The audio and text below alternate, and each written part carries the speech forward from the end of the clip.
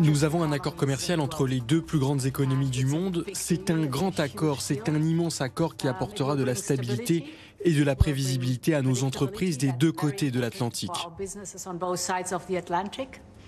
C'est le plus grand de tous les accords. Ce sera le plus grand de tous les accords. Nous sommes très honorés de l'avoir conclu. Nos équipes ont été fantastiques. Ensemble, elles ont travaillé dur et longtemps.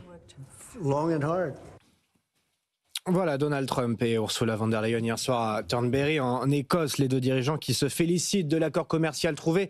15% de surtaxe sur la quasi-totalité des produits européens avec quelques exemptions mais aussi quelques zones d'ombre. Alors quelles sont les conditions de l'accord, Timothée Marouzet ? Eh bien, c'est ça, 15%, Léo, sur les secteurs clés de l'automobile, des produits pharmaceutiques et des semi-conducteurs.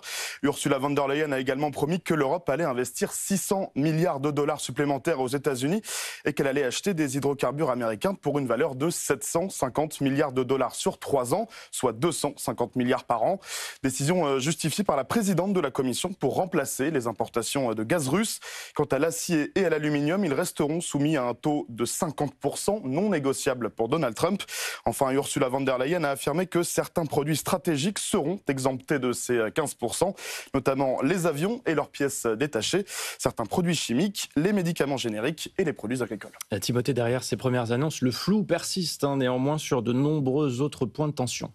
Oui, tout à fait, notamment sur les vins et spiritueux. Pas d'annonce pour le moment, les discussions vont se poursuivre, affirme Bruxelles. Flou également sur les produits pharmaceutiques. Trump annonçait hier soir qu'il n'était pas inclus dans l'accord quand von der Leyen, elle, déclarait qu'il serait bien soumis à 15% de droits de douane.